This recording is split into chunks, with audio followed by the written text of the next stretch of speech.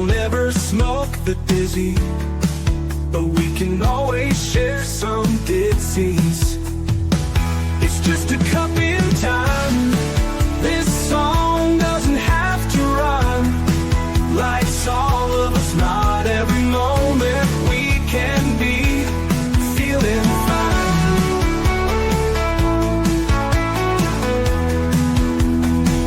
I wanna share a moment, just a second if you will, maybe even a cup of thrill. We could share this performance. It's tea time, come sit with me.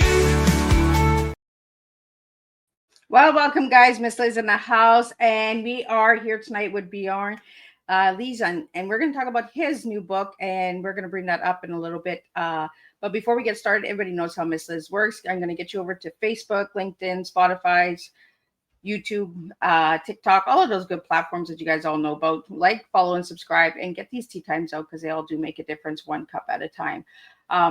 Let's get started with the disclaimer, and then let's do a little intro, and then let's get Bjorn in here. And we're going to do a good, strong tea tonight. So his tea tonight is forever exploring things. That's the type of tea we're serving tonight in the house with Miss Liz and my guests.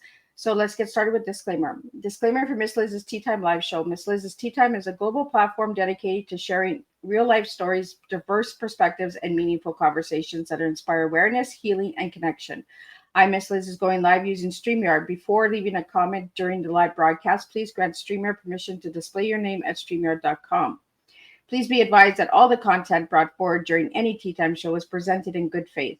However, discussions may include opinions, beliefs, and perspectives that do not necessarily represent the views of Miss Liz or the Tea Time platform. Information shared by guests is based on their own experiences and is perceived to be accurate at the given time of airing. All guests, viewers, and participants are responsible for using their own judgment when considering any action or decision that may relate to these discussions. Some episodes may cover sensitive topics, including but not limited to trauma, abuse, grief, mental health, and other emotionally triggering subjects. Listeners and viewers' discretion is strongly advised. Tea Time with Miss Liz is an open discussion forum designed to offer insight, inspire awareness, and create connection. It is not a substitute for professional, medical, legal, therapeutical advice. If you require professional support, please seek assistance from qualified professionals and trusted resources in your area. If you have any questions regarding this disclaimer or the content of this discussion, you are welcome to contact me, aka Miss Liz, directly at my email at bookingmissliz@gmail.com or visit my link tree at Miss Liz's Tea Time. By choosing to participate in, comment on, or view these live shows, you acknowledge and accept this disclaimer. Your participation is entirely voluntary. I, Miss Liz, welcomes you to join the conversation with an open heart, and if at any time you feel this platform is not right for you, I respect your wishes and decision and welcome you back whenever you are ready. Tea Time with Miss Liz is serving truth and awareness one cup at a time. Well, welcome everyone to another Tea Time with Miss Liz, where stories spark curiosity, creativity, and connection. Today, I'm delighted to welcome a guest whose mind holds a universe of its own. Bjorn Leesson is a storyteller, lifelong learner, and a creator of the Thalsparr Universe. Bjorn is a man who sees fascination in everything: history, the paranormal, astronomy, writing, photography, archaeology, even stock car racing. He reminds us that the world is full of wonder when we are willing to stay curious. From the low country of South Carolina to the worlds he imagines on the page, Bjorn blends knowledge, mystery, and creativity into stories that invite us to explore the unknown with the open minds and brave hearts. So grab your cup and join me in this imaginative and insightful tea time with Bjorn, a man whose curiosity truly knows no bounds. Let me get him in here and let's serve some tea. And if you notice that Miss Liz is having trouble speaking, it's because I'm a one-eared girl tonight. I lost my hearing on my right side. So welcome, Bjorn. Hey, how you doing? That was a heck of an introduction. I like that guy. Yeah, who is that guy, right? Well, Bjorn, tell us a little bit who you were as a young guy and who you are now. It hasn't changed very much, to be honest. I just have always found everything interesting at some level, no matter what it is. If you look hard enough, you can find entertainment in anything, and you can find interest in anything. And I, at some point in my later years where this turned white, I found a way to put it into stories. And that's been my latest adventure. So yeah, I did stock car racing for a little while with some friends out of high school. Seems like 100 years ago now. Participated in amateur archaeology digs. I love science of all kinds. I find theological discussions interesting. Psychology, I call it anyology. I like all the ologies. Any ology out there, I can find something in it that that I'm fascinated about. Like, it's the ology. That's right. All the ologies out there, all of them. Throw them this way.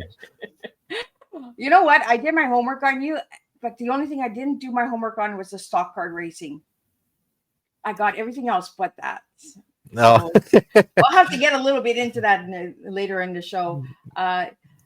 I want to bring up your book. So let's get into your book right away. And we have like a lot of questions that I'd like to get out to you. So I'm going to pick your brain. We're going to take you down some rabbit holes tonight. We're going to have some fun. So let me bring up your book. So if you'd like to just explain the cover to the audio listeners who aren't seeing the video, so they can see the colors and the description of the cover and all that good stuff, and a little bit on the story. All right. Well, this is the 6th installment of the series Outside the Thalsparr. And the books, the covers are fantastic. That's Miss Dina did those for me at ebook builders. They're great covers, but they're different colors just to differentiate them. But they all kind of have I say all, most of them have kind of a historical travel mode, I guess you could say. And there's a lot of ships. This one is yellow with the full moon. All of them have the full moon, kind of a theme throughout. And this one has the bustling ports of New York, but in 1865 and 64 and 63, so the Civil War era. And that's what we're seeing here. And that's because the protagonist in this particular installment, that's her background, that's her backdrop, is she's in the gritty corrupt and violent backdrop of Civil War era New York. So you said all the books have the moon on them? Yeah, yep. All the books have the full moon. They're different colors. A lot of them have ships from different eras depending on when most of the story takes place. Just a warning to the readers, if you're reading the whole series, there is a lot of time jumping around, so you're not going to stay in one spot very long. My brain's very chaotic, and so is the writing. we go lots of places and lots of times. You know, I like that because I like time travel. It keeps us on our toes, right? The adventure is there. Like, you just never know where you're going. Like, are you going back? You going forward? Do you time travel to the future, or is it all in the past? It's all the latest era that it shows is the World War II era, so 1940s. But I want to clarify, just in case someone's raising an eyebrow about time travel, because I know that's kind of a contentious thing for some writers about putting time travel in stories. There is we'll call it magical or instant time travel a couple times, but most of it is just time jumps. It's just showing different parts of this whole series. The series theoretically takes place over 1,200 years. Now, not every second of that 1,200, of course, but it bounces around in that 1,200 year span, everywhere from the Viking Age up to World War II. So you get to see a lot of my history nerd come out, and yeah, it was great fun to write, and I hope people enjoy it when they read it. It's a little complex story, but it's if you pay attention, I think it's fantastic. It's a great story. So you got the Viking in you. Yeah, I got a lot of Norse heritage, and that was part of what played genealogy. Another one of them ologies, genealogy played into it a great deal. When I really started digging into the family tree, I realized that I always knew I had Norwegian. I knew my grandmother was Norwegian, but the more I looked into it, the more I realized way over half of my family tree is Scandinavian. So that kind of led me to start looking at that era of history, and it.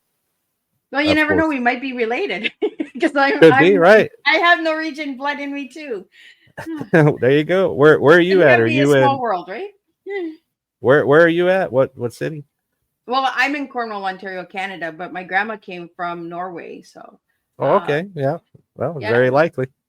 Yeah. Well, my great grandma, I should say, my grandma wasn't born in Saskatchewan. My aunts and uncles are going to be Elizabeth.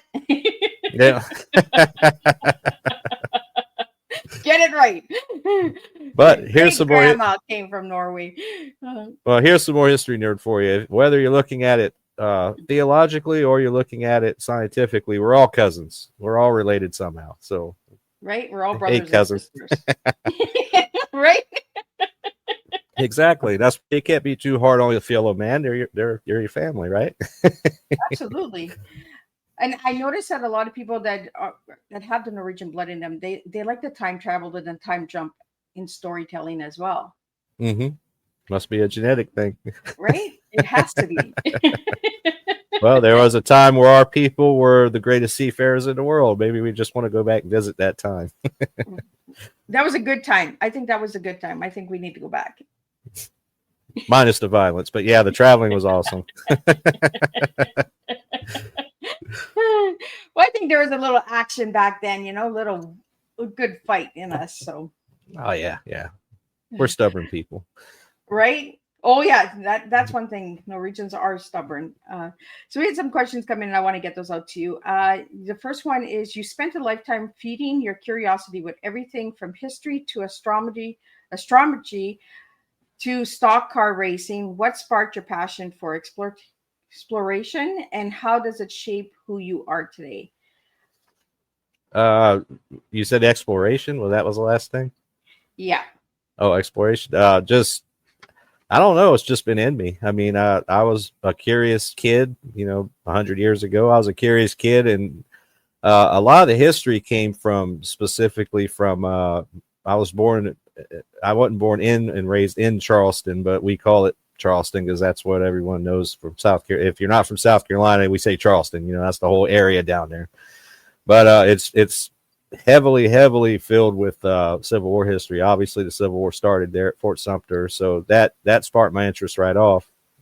And I just the history just started expanding from there. I know my mom's family was from South Carolina for hundreds of years, since the 1600s. Dad's was from Norway and Sweden, and they came through from.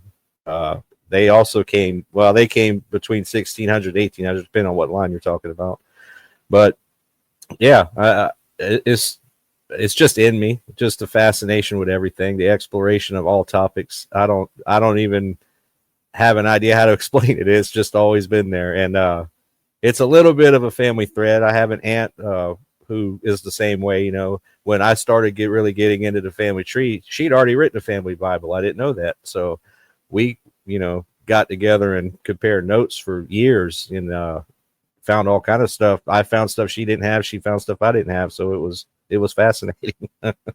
It's cool, right? When you start going down the history, because I found a cousin from Norway a couple of years ago, and then we found out that we had two cousins in the States, and then we've all just stayed connected. But the original family came from Norway, so we're all like trying to get together to all go to Norway and check it out, and a big family reunion, right?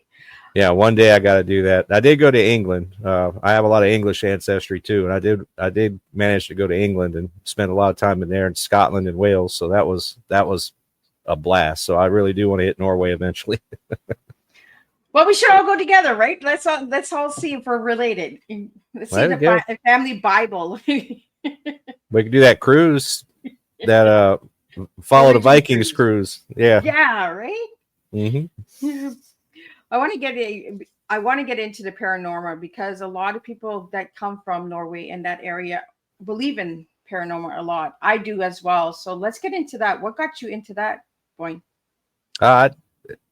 Again, that's just one of those ologies, even though it's not theoretically an ology, but you know what I'm saying. And I got into it to the point I was actually trying to investigate it. I had some of the equipment, like you see on TV, I had some of the equipment. I went on with other groups that did it, and I myself have never seen anything that I can definitively say was paranormal, but there's a lot of strange coincidences. It's awfully hard to explain.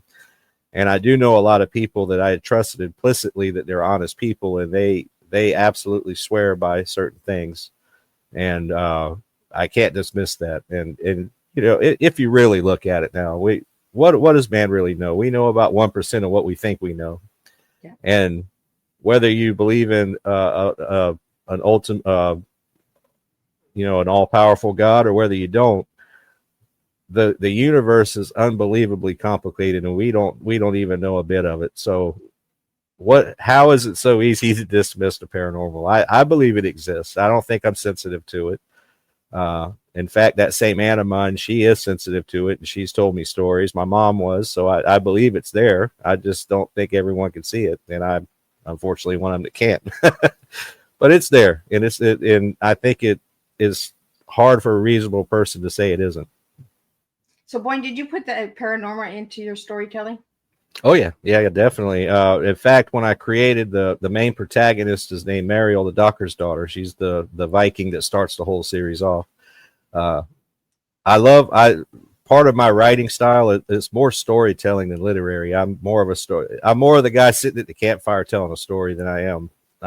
You're not going to see my books being studied by Cambridge 100 years from now, but it's a hell of a good story. But when I started crafting Mariel, it spawned first from an archaeological discovery. In the 60s, they uncovered a burial mound. I think it was in Sweden or England. I've kind of lost it in my head now because I'm old and can't remember things. But but they found a burial mound somewhere. And when they dug it up in the 60s, they assumed it was male because it was a Viking chieftain. It was somebody that had the grave goods, the swords, and the slaves were buried with them, and the animals and whatnot, and the treasure. So it's somebody of high renown that led warriors into battle and was probably a chieftain. Well, they pulled the bones down, I think in early 2000s, like 2005 or whatever. But they started re-examining the remains and realized, oh my goodness, this isn't a man, this is a woman. So we have a Viking female that was highly regarded as a warrior and as a leader. And I just found that fascinating because that's not at that time. That's, now in a modern mindset, we kind of picture powerful women in positions of authority like that. We're more open to it now. But in the early 2000s, late 1900s, we really didn't think of it that way. It was warriors were men, Vikings were blonde hair, blue eyed, tall men that ran around and killed people with axes, right? But I decided, based on that finding, plus my love of turning expectations on their heads, I decided to make her female. This warrior is going to be female, and she's not going to be blonde hair, blue eyed Viking. She's going to be mixed race. So she's half Moor, which is Northern African, and half Norwegian, or half, Norwegian now, but Norse. That was a conscious choice that started off a whole series of upending expectations in this series.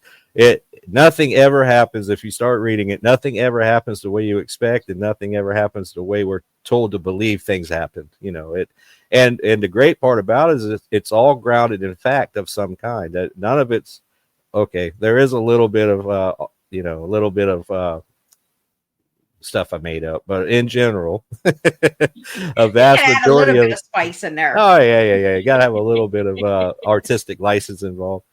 But a vast majority of it is based on some kind of fact. It's stuff that's plausible. So as you're reading the story, you realize how outlandish it might, or not outlandish, but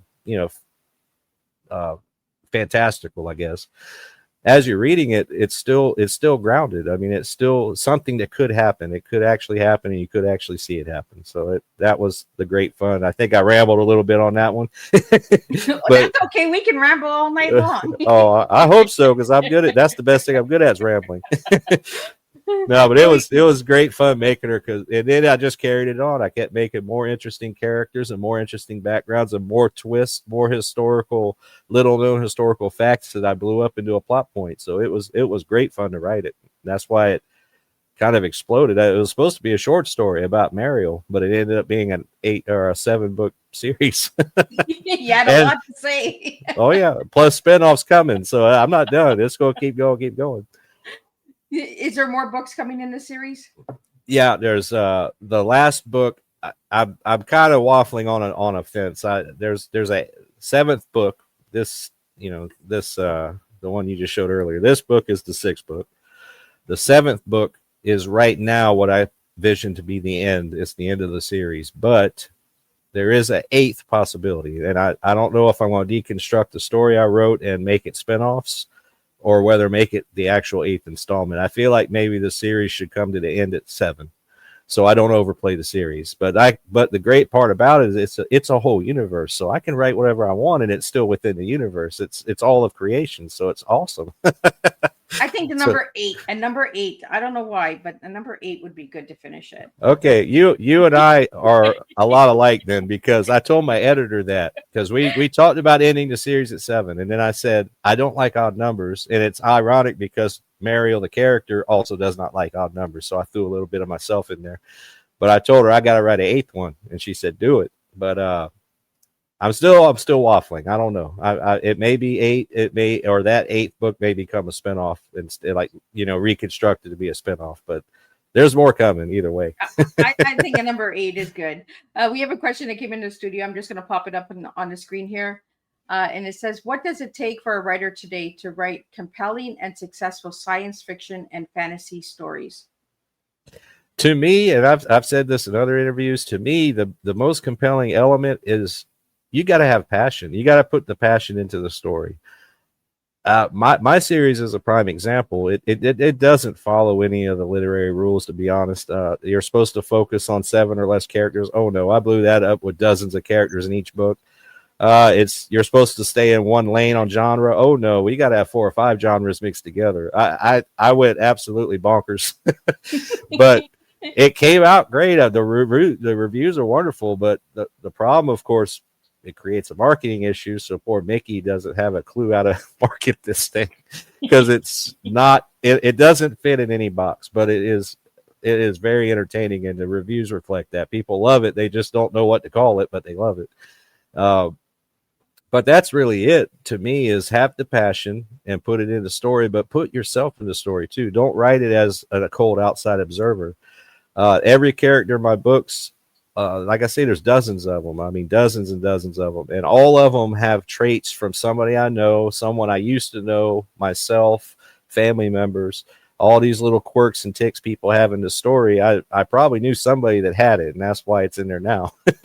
I think, Bjorn, it's a good thing that you went in all different genres, because then Mickey can just put you in all different genres, right? Instead of one box, you're in like 4 or 5 different boxes. Oh, yeah. Well, I hope so, because he's the man. I'm not. I don't know how to market anything. I just know how to write stuff.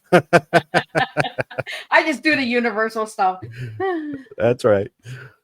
So, yeah, but that's really it to me, is the passion and put life into it. I mean, there are pure fantasy books, of course. I'm that's not my thing, but there are pure fantasy books, and that's a different approach. But for historical fantasy fiction, like the general umbrella of what my books fall under, it's passion and put life into it, put real life into it. That really makes the reader feel like they're standing there in the snow with Mariel fighting or whatever's happening. Good snowball Great fight. Oh yeah. I don't have one in there yet. I might throw one in now. Thank you. There you go. Book 8. The snowball fight. With snowballs. The great snowball fight. It's on the way. The supernaturally animated snowman. Wow, they make movies about that though. Throw the tea bag in, throw the snowballs. There you go. Perfect. The Earl Grey snowball fight. Right? I think that's a Norwegian thing too, the snow. Oh yeah. We like the cold. We just like to fight that battle. Well, you bring up something very interesting. Before I really knew a lot about my background, my history, my family history when I was young, I'm born and raised in South Carolina. South Carolina to me is like maybe 7 degrees cooler than hell itself. It's just hot all year, even in winter, it seems like. And I've always hated it. I sweat at 70 degrees. It's miserable. Then I realized the reason. My genetic code is set up for cold weather. That's why. Even though I'm born and raised here, it's still hot. I don't like it. And I love snow. I don't want to drive in snow, but I love looking at it and messing around in it. I just don't want to drive in it. Oh, come on. You got to have that little drive in you to drive in the snow. No, I'm done. Skidoo there. Boy, you get on the skidoo and you'll do awesome. No, I've driven in snow. I just don't like driving it. It's creepy. I'm not used to it. Creepy. Oh, I've never Well, a heard little of snow creepy. being creepy. Well, it's creepy how the truck moves, because I have a truck. I have no weight in the back, so everything makes it break loose. It's not fun. Get in the truck. uh, question here for paranormal. When you look at the paranormal, what do you think people misunderstand most? The fear, the phenomenal, or the meaning behind it? Of the paranormal, Yeah. I think I think it's an innate fear of what we don't understand, and that's not just paranormal. That's anything, people that are scared to go up on stage and talk in front of a crowd. It's the same. It's the same base instinct that man has or humans have is fear of the unknown or fear of consequences of the unknown, I guess. But I have a little bit of that. I don't believe in provoking spirits. If you're in a position where you're with spirits, don't provoke them. You see some of the outlandish TV shows where they go and scream at the ghost and make them do things. It was probably fake anyway, but I mean, if you ever find yourself in that position, please don't yell at the ghost. Just don't do it. We don't know what they can do. You don't know where they're coming from. Right? Yeah. Secret weapon. Yeah.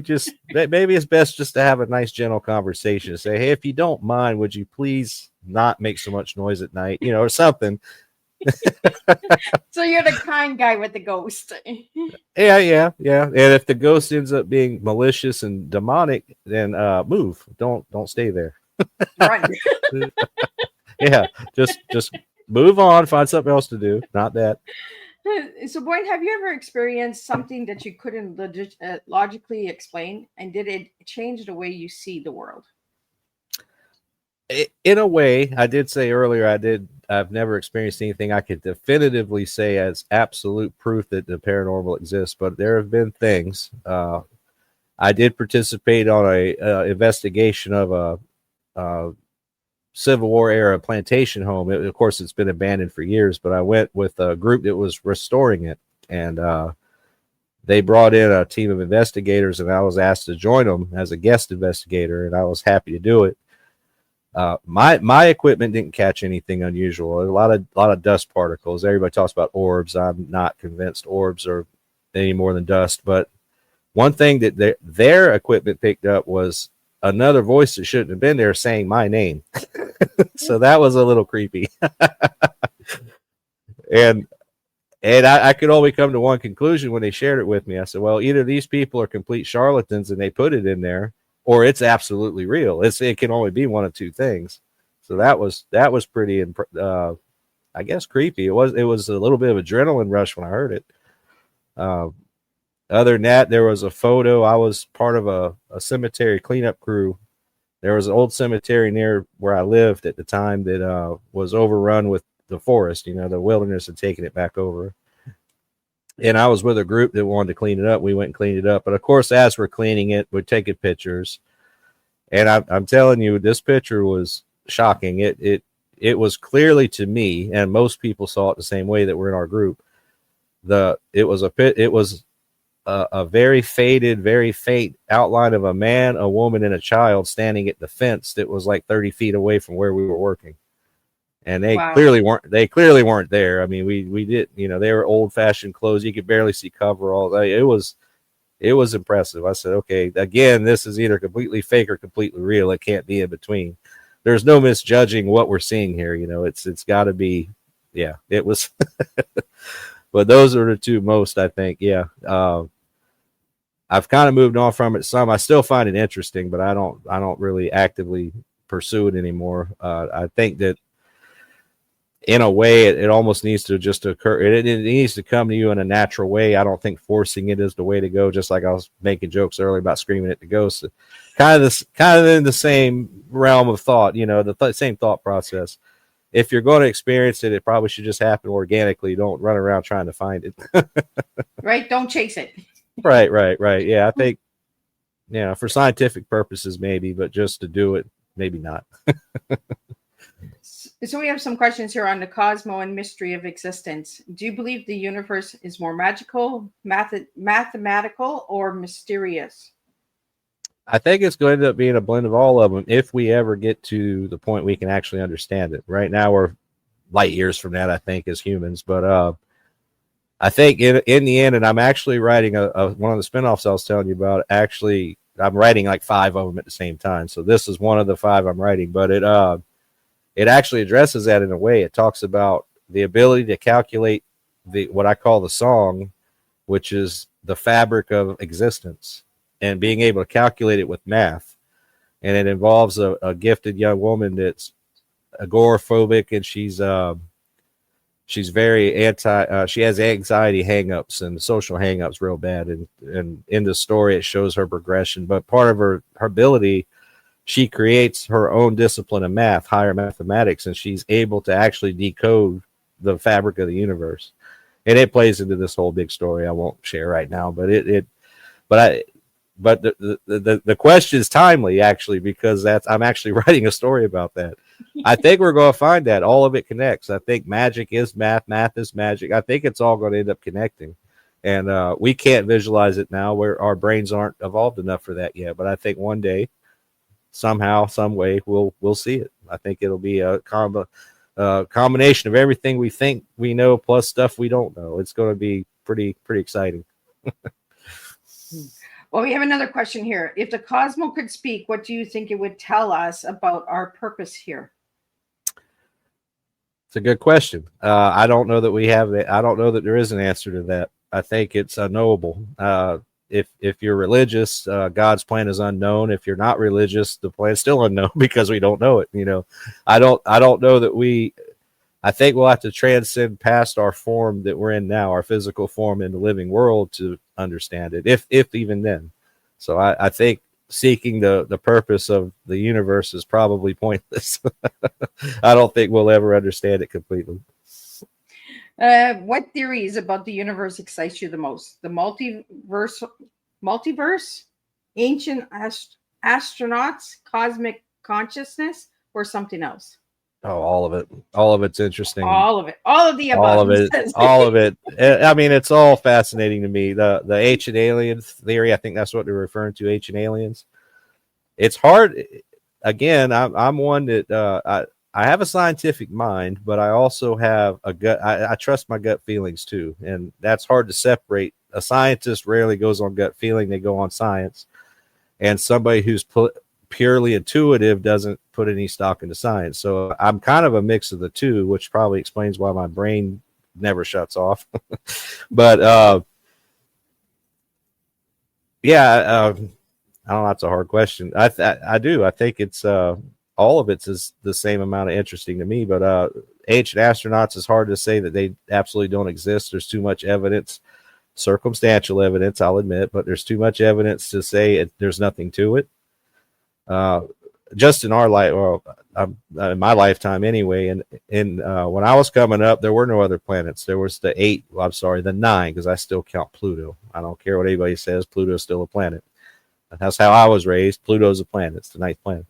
But there were none outside of our 9 planets. Well, in the 90s, we started finding other planets. Now we have a confirmed, I don't know, it's in the thousands. I'm not sure how many they confirmed. But there's thousands of planets, and they're all around the sun like ours. It's a star that, just like ours, or different than ours, but it's a sun, and different compositions. And it's hard to sit here and say that there's absolutely no chance any of them have life on them. I think that's kind of a ridiculous idea, in my opinion. So how many of those thousands, probably, well, in the end, it's going to be billions. How many of those billions of planets will it be but to have life on it? I mean, it could be thousands of them. And to say that none of them have achieved the ability to come here is, again, I think unrealistic to even believe that. So, yeah, all of it. So, Bjorn, what is your favorite genre to write? I know you go into a lot of different genres, so what is your favorite one? I don't know, because I blend them all. I never stick with just one. I did try to write a short story. I did write a short story, and I shared it with some close friends. I haven't published it, but it's a Western. It's a pure Western. But even the Western is not just a Western, because it dips into geopolitics. It talks about the Irish struggle against English rule in the Old West. It just dips into everything. I can't stay in one genre. But I like to dip my toes in all of them, and I don't know that I have a favorite. I think the supernatural typically pops its head into all of them at some point, so I guess I'll have to say the supernatural. Ghost stories, I used to write ghost stories just for fun. I never published any of them, but yeah, I think it would have to be the paranormal then if I had to just pick one. So, Brian, how old were you when you started writing? I can't even remember. It was I remember winning some awards in grade school for writing. I mean, of course, that's not it's not something you hang on the wall and say, "Look, I'm an author." But I mean, I did win awards for it. So all the way back then, for sure.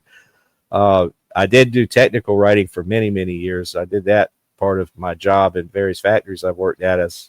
Because I had a knack for writing, I always ended up being the one to write the work instructions, write the SOPs, all that stuff. So I did just strictly technical writing for a good while, many years. And I did write some historical nonfiction, mainly about a lot of the unknown stories of the Charleston Civil War era. Just a lot of those stories that most people don't know about. I wrote those and they were published. I didn't get paid for it. I just did it for the prestige of saying I did it, but it was published in a Civil War. I don't think it's around anymore, but it was a Civil War newspaper that used to circulate, Civil War history newspaper. But you never know what people will find. Yeah, that's true. Pull up some old stuff and you'll be like, "What? You found it?" You never know. It's possible. I don't. Right? They were strictly print though, so I don't know that any of their stuff's digitally anywhere. It might be by now. Well, I want to talk about is it Thalsparr Universe? Yeah, the Thalsparr. Yep. What sparked the first seed of the Thalsparr Universe? A moment, question, or feeling? I think it was just organically a feeling as I was writing Mariel. I think it started with her ability, which is a strange mix of dark and light that she could use either as a destructive force or as a benevolent force. So she had to learn to control it. And of course, the way my brain works, it doesn't just stop there. It wants to expand on that. So now we're going into, well, why does she have this power? Where it come from? Okay, now we've got the supernatural beings that are involved with this, putting the power in her. Well, why are they putting the power? And then that grew into this cosmic struggle between light and dark and how it endangers the living world and how all these people play the part in saving it and over 1,200 years. Yeah, it just, my brain works like that. It just doesn't stop at one. There's no hard stop. It just keeps wanting to go and go and go until I burn out on it. So how many books are you writing at one time? Right now I got 5 started, and what I do is typically if I start getting kind of deadlocked on one, I'll just skip to another one, and then by the time I get somewhere on that one, I'm ready to go back to this one. So, I have about 5. I wrote this series, if you count 1 through 7, and the spinoff that's actually finished. I just don't know when I want to time releasing that one. I want to do it after the series is all the way out, but so 8 books in about 2.5 years, and that's just wide open writing story. Wow. So we have a question here. Your imagination blends reality and the unknown. How do you balance facts, history, and pure imagination when you're building worlds? Ooh, that's it. It just kind of has to be a. I think I read somewhere I was kind of trying to figure out where do I classify? What is the classification of my writing? And it's really more storytelling than writing, but it's storytelling on this vast scale and multiple layers. It almost just has to be in you. I think a lot of the sources I've read said it's not something you learn particularly. It's just an ability you have, kind of like, some of the great actual writers out there. I mean, they just have this ability to it just falls together for them. I don't really have a formula for it. I really don't. I just, it's all organic. When I first started writing the first book, I will admit, I tried sticking to this strict outline. Okay, here's my outline. I stay in this lane. If I deviate, I got to stop and back up and try it again. I can't deviate this story because that's the technical writing part of me. But as I kept going, I said, I'm fighting myself and I'm stifling the story. So I started just removing a lot of those obstacles and say, okay, let's just let Mariel write her own story and see where she takes us. And in the organic version turned out much better. I mean, you can see in my opinion, I hope I don't turn people off by saying this from reading it, but the first books are a lot less compelling than the later books. So that's just showing my growth because this is new to me. I mean, the book 1, Runes of the Doctor's Daughter, was the first true serious attempt I made at writing fiction, fantasy. So you'll see as you read, if you stick with the story, which I feel you will because it's a great story, it gets better and better as it goes. And a lot of that's because of just my learning. You know, I learned how to manage the story better, learn how to manage the characters better, and it's just awesome. But a lot of those little tricks are just innate. I mean, it just got to be in you. A lot of it can't be learned. It's just something you have in your brain already. So when you mentioned that as you're writing each book, you're growing as well. So what are you seeing in each book that you're like, whoa, I didn't see that in book 1. How come I see that in book 2, 3, 4, 5? I think my ambition grew, to be honest. As I wrote those books, they got more and more complex. And I did worry about it being too complex, as I constantly bounced off my editor, Andrea. I always said, if this is over the top, tell me. You know, don't tell me, yeah, it's good, and pat me on the head. Just if it's ridiculous, please tell me. You know, in my mind, it's great because I wrote it, but I need an outside opinion to tell me, okay, I think you mixed way too many things in one story, you know. And so far it's panned out well, but each time I throw in more stuff. But it's been balancing, it's been working. So I'm not sure when I'll hit that wall where there's too much stuff in one story and I've overextended my ability, but we'll see. But do you think that your writing style is like stock car racing? It's fast. I do know that. That's one. It's been a critique and a compliment at the same time. So the readers who like fast-paced novels, they love mine because they literally are breakneck speed, and it sometimes it turns people off. It's too fast. There's no breathing room. But that's just how my mind works, and it's almost like a movie playing in my head, like a cinematic film, you know, playing in my head, and that's how I write it. So it's really more of a screenplay almost with novel clothes on. You know, it's more of a screenplay about the story you see in your brain, and it is fast. Some people don't like that, some people do. So in a way, yeah, it's stock car racing, I guess. I had to bring stock car in somehow, or it's just like, how do I bring it in? Thankfully, you got this. Thankfully, I feel like my storytelling is better than my stock car driving was. It was fun. I enjoyed the hell out of stock car driving, but I wasn't necessarily good at it. I just loved it, and it was quite expensive. You see how I slid that in, right? I had to get that stock car in there somewhere. I was just like, where am I getting this in? No, it was great fun. I enjoyed it. That was in the mid-90s when I was doing that. I was on a crew for my friend. My friend had a stock car at the local racetrack, and I worked on his crew for, I think, 5 years. Oh. And then me and my dad decided, let's do it. So we bought us a 78 Camaro, and we built it into a stock car, and we raced it around. I enjoyed it. It was fun. I don't know, I necessarily was not good at it, but I enjoyed it. It was the experience. I'm a car junkie, so that's a nice car. Like that's a nice one. You know what was terrible about it was it was a very famous track for us, locally famous. It's gone now. It's a neighborhood, unfortunately. But the 78 style of Camaro, you know, they didn't vary very much for several years in that period. And unfortunately, at one time there was tons of them, and junkyards were full of them, so you can go get parts anytime you wanted. But the more people used those as race cars, the more those parts disappeared, and it got to where you couldn't find stuff anymore. So we tried to switch tactics and go to a 4-cylinder instead of 8-cylinder. We went to a smaller division and tried to use a Mustang 2, but the same thing. That's what everybody used. So all those parts started disappearing. And finally we gave up on it because it honestly was a extremely expensive hobby.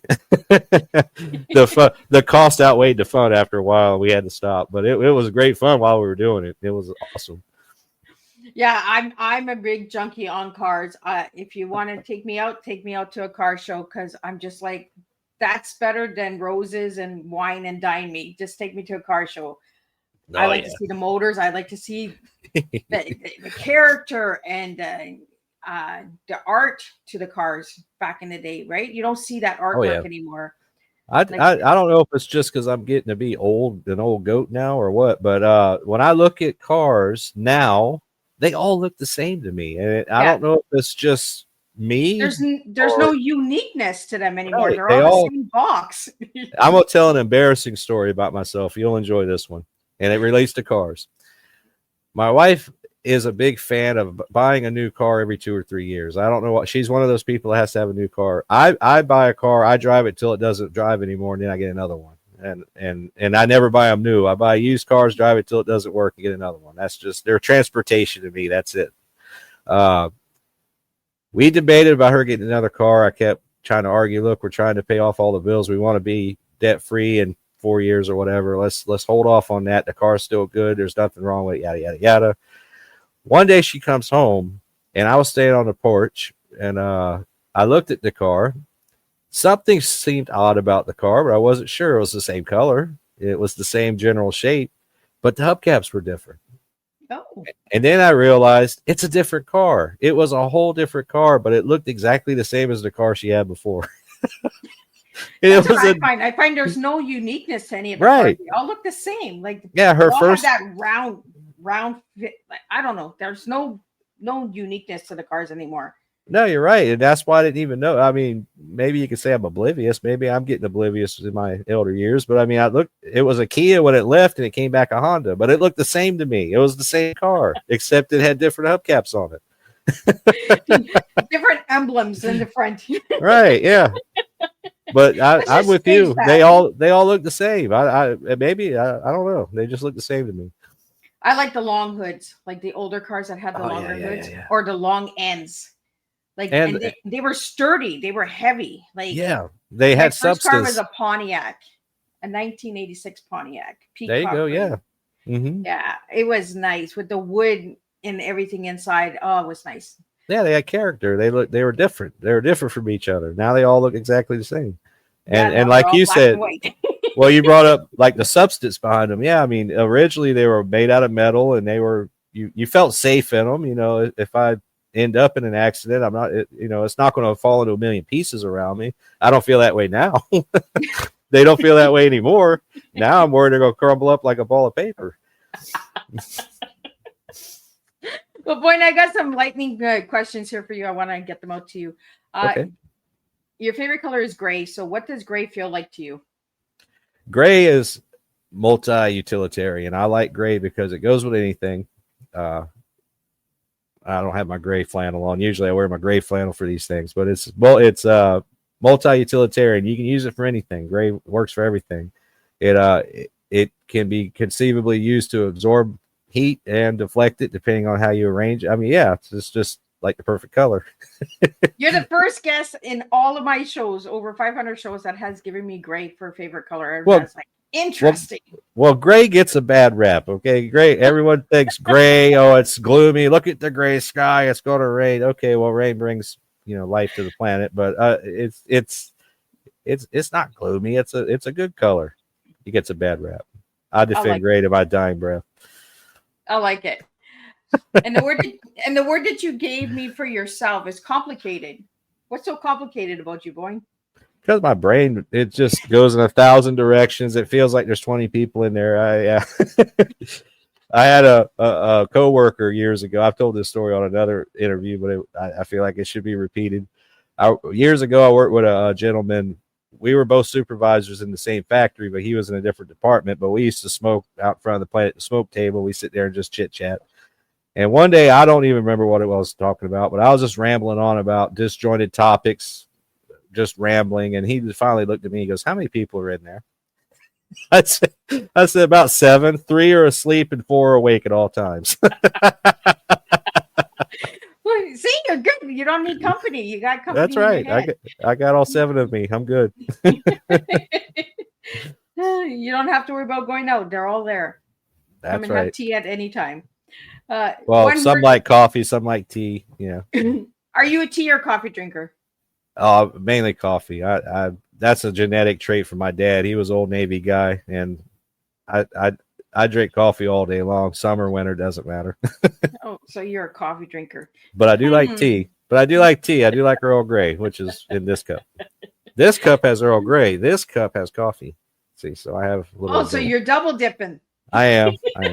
I can't completely push the coffee aside. I do like tea, but coffee is my go-to. Double dippers. One word that defines your curiosity.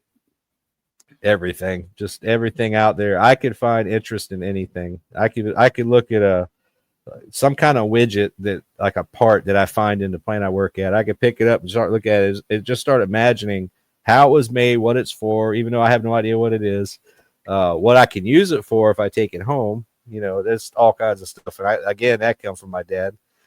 I went to visit him in his workshop one day. He had a workshop in his backyard, and as we were talking about something completely different, I picked a part up that he had sitting on his he had a drawing board that he would draw up prints and stuff. And I picked this thing up and started messing with it. And then I finally looked at him. I said, "What is this? What is this thing?" He said, "I don't know, but I didn't have one." So, so he bought it because he didn't have one. And that's kind of how my brain works. It's the same way. Okay, that's cool. What does this thing do? Let's make up a story if I don't know. So did you ever figure out what it does? No, I never did. I never saw it again. I don't know what he did with it. He got rid of it. Knowing him, he probably fashioned it into something else completely different that it wasn't supposed to be. But yeah. A favorite moment from your hobby farm life? Oh, the funniest one was when we have goats. They're supposed to be debudded, meaning they don't have horns. They treat them when they're babies. They basically burn the base of where the horn would grow from to kill the cells so it won't grow horns. It's called debudding. It's not as bad as it sounds. It sounds horrible, but it's not as bad. They do shoot them with Novocaine first. But one of my goats has decided he doesn't care that they've done that. He's going to grow horns anyway. So he's got full horns. Oh. He headbutted something. I'm assuming another goat or maybe the fence. Who knows? But he broke one of the horns off. And the bloody stump was there. And then me and the wife said, okay, well, we got to fix that. We got to put, it's not iodine, but it's some kind of medicinal, like a spray, kind of an antiseptic spray where we want to put on it is blue. It's like heavy, deep blue color. And of course, the goat is a goat. He's not going to participate. He's not going to go quietly. He's going to fight us the whole way. I said, okay, let's go take two people. I'm not at my playing weight anymore. I'm a little chubby and I'm not real athletic as I maybe once was. And I told her, okay, I'm going to grab the goat and hold him. He's likely going to butt me in the face and bust my face up. He's done it before. I said, but I'm going to hold him and you spray this stuff on his horn, on the horn piece that's sticking up. And I ended up wrestling this goat. I don't know if you've ever did you watch WWF years ago, like Hulk Hogan? And yeah, it was like that, but a lot sadder. And he beat me because he pinned me to the ground somehow. And when she sprayed it right in my beard. So my beard was blue. And blue antiseptic spray does not wash out of beards very well. So so I had to make up a story where I went to work the next day because I couldn't get it out. I couldn't get it all the way out. They still had a blue like tint to it. I just told them I ate Smurfs and see what they say with that one, you know. But but long story short, that goat pretty much whipped my tail. We did finally get the spray on his horn, but it was a battle. And he won. Maybe a tactical draw, but it did end up on his horn, yeah. But luckily the neighbors weren't out. The neighbors were across the woods, but they could see us if they go into the woods, they could see us from their house. And luckily they weren't out there because I'm pretty sure it'd have been on YouTube by now. Would have been one of those family, what is that? Funniest videos there. Yeah, the funniest videos. Boy, the strangest ology you've studied.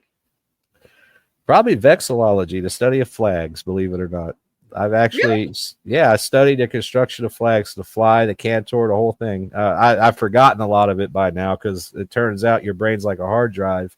Once you run out of space, you just start pushing crap out the way to put more stuff in there.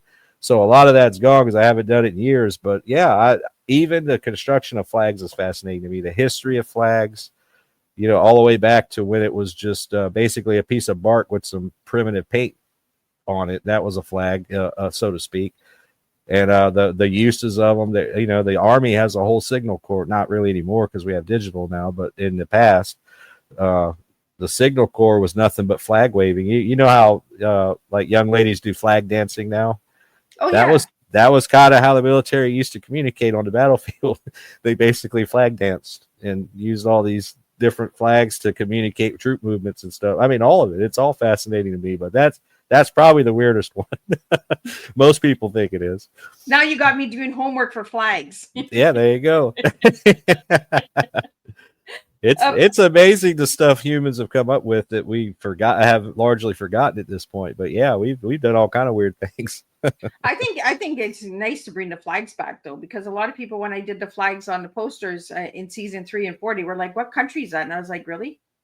We don't know our flags anymore. Like, we're not studying that in school." Like, well, they changed so much too. I mean, now South Carolina's flag has it, but a lot of the states have changed their flags a few times since the beginning. So it is something you got to keep up with. So, a place in history you'd love to visit? A place in history? Yeah. Oh my goodness, that's a very hard question to ask. I don't know. You gotta go down the rabbit hole with me once in a while there, boy. Because all of them are awesome in some way, I mean, I'm kind of just throwing a random guess out there, to be honest, but the Scottish clans resisting English rule, I think, is a fascinating. That was many centuries now. That wasn't like that's not a pinpointed time frame, but the idea of fighting for independence of a country is always fascinating me. Like our independence from Britain, English or Irish and Scottish resistance to British rule. I mean, all of that, and a lot of that finds its way into my story too. Not necessarily heavy plot points, but just backdrop for some things. It's in there. But yeah, if I had to pick one, I guess I would say the Scottish resistance to English rule, I guess. So, if anybody wanted to find your books, where could they find your books, and how could they reach you? My website is the best place to go. It's kind of the hub for everything. Now it's being redesigned. So right now, if you go, you're going to say, it looks like a kid made this, and that it is because I made it. But I do have a professional rebuilding it now, but it's Thalsparr.com. So THALSPARR.com. And there you can find all the links to the books. They're on Amazon. That's probably the best place to go find them.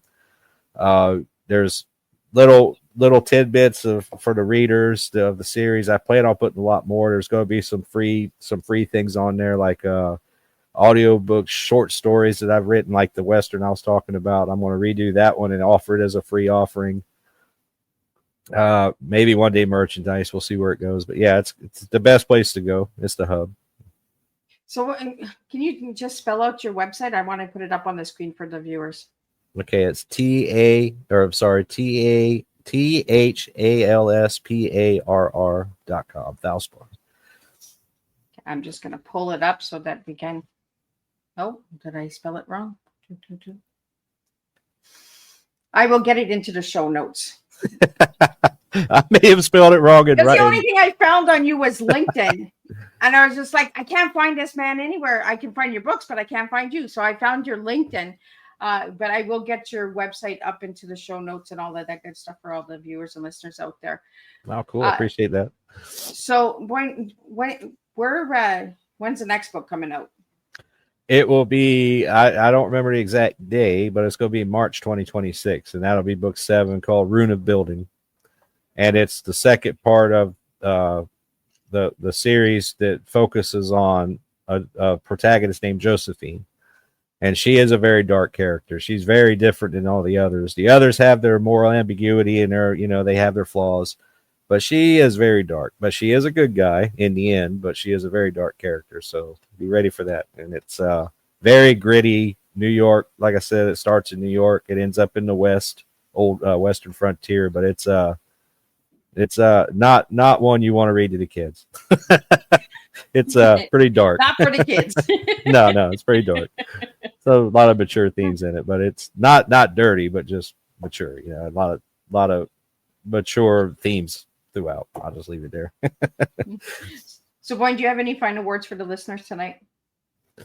I just, I guess the best thing I could say, and it's kind of self-serving, is look for different stuff. You know, yeah, there's a lot of the same stuff out there, and there's a lot of good same stuff. Look for different stuff, and I believe I've hit on a good combination with mine. It's a little bit of everything. If you're like me and you're interested in everything, and everything has some sort of piques your interest in some way, I believe this is a very cleverly crafted version of my head, which is a mix of everything. So look for the unusual. Look for the unusual. Don't stick with the mundane. Well, thank you so much. I'm just going to do a closing summary, and then we're going to wrap it up. And I'll be back again next week, Tuesday and Thursday, with 2 new tea times. And we'll be wrapping up November, and then we'll be hitting into December.